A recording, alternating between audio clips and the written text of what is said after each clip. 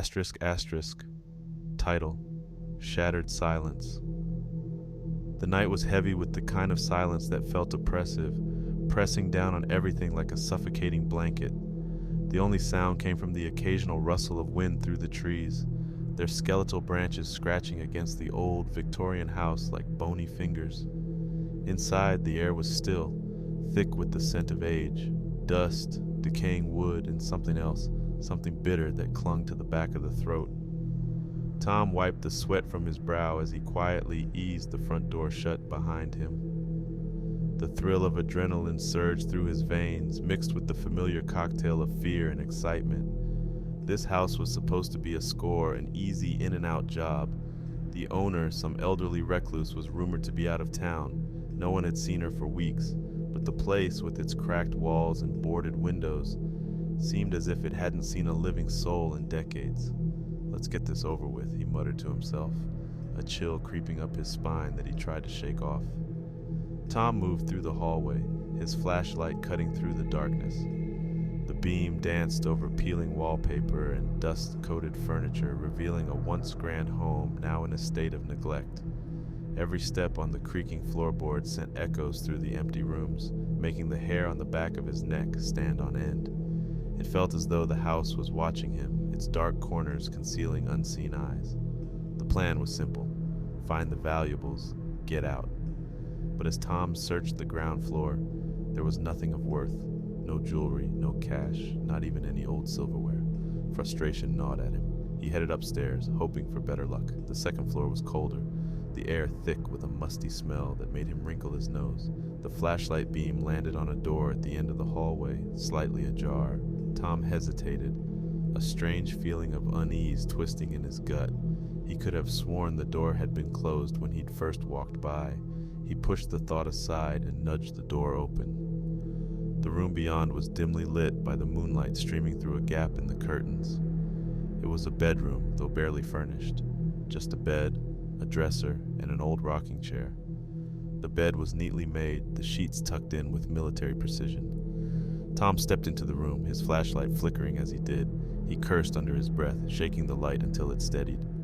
The dresser caught his eye, an ornate piece that looked out of place in the otherwise sparse room.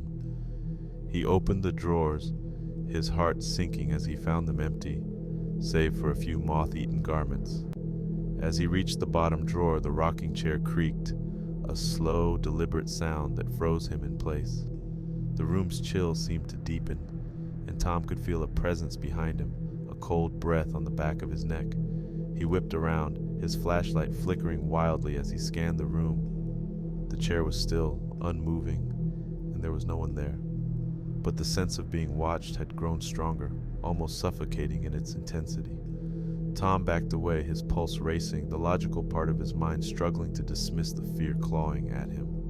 A sudden noise from downstairs, a loud crash, made him jump. The sound of glass, shattering, echoed through the house. Tom's heart pounded as he bolted for the hallway, his mind racing with the possibilities. Had someone else broken in? Was it the wind? But deep down he knew it wasn't something as mundane as that. As he reached the top of the stairs, he froze. The front door was wide open, swinging slowly on its hinges, letting in the cold night air. He knew he had shut it. His mind raced, trying to rationalize what he was seeing, but the growing dread made it hard to think straight. Tom took a cautious step down the stairs when something caught his eye, a figure at the bottom, standing just inside the doorway. It was shrouded in shadow, its features indistinct, but its presence was undeniable. He stopped, his breath catching in his throat. "Who's there?" he called out, his voice trembling despite his attempt to sound authoritative. The figure didn't move, didn't respond. It just stood there, a silent silhouette against the night. Tom's hand tightened around the flashlight, his knuckles white. He took another step, and then another, each one feeling heavier than the last. As he neared the bottom, the figure began to move, gliding soundlessly toward him, its outline becoming clearer in the dim light. It was a woman, or at least it had been once. Her face was pale, her eyes dark and hollow like bottomless pits. She wore a long, tattered dress, its fabric stained and torn. But what unnerved Tom the most was her expression. an unsettling blend of sorrow and rage, as if she were caught between two worlds, desperate and vengeful. Tom stumbled back, nearly losing his footing. "Stay back," he shouted, raising the flashlight as if it were a weapon. The woman paused, tilting her head to the side, as if considering his words. Then she opened her mouth, and a low, mournful wail filled the room. The sound was not of this world. It was a cry of loss, of pain, of anger so profound it made the walls tremble. Tom turned and fled up the stairs, his heart hammering in his chest. The wail followed him, growing louder, more desperate. He threw himself into the first room he came to, slamming the door behind him. He pressed his back against it, his breath coming in ragged gasps as he tried to think of a way out. The wailing stopped abruptly, replaced by a deafening silence. Tom listened, his ears straining for any sound, any indication of where the woman had gone. But there was nothing, only the oppressive quiet of the house, as if it were holding its breath. He dared to hope that it was over, that whatever he had seen was gone. But then, slowly, the doorknob began to turn. Tom's eyes widened in horror as he watched it move as if under some unseen force. He pushed against the door with all his strength, but it was no use. The door creaked open inch by inch until it stood ajar, and there she was, standing in the doorway, her hollow eyes fixed on him. The wail started again, low at first, then rising to a pitch that made his ears ring.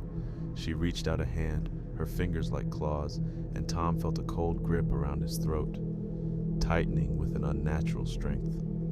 He struggled, gasping for air, but the grip only tightened. The world around him began to fade, the edges of his vision darkening. The last thing he saw was her face, inches from his own, her mouth twisted into a macabre smile. And then there was nothing but darkness.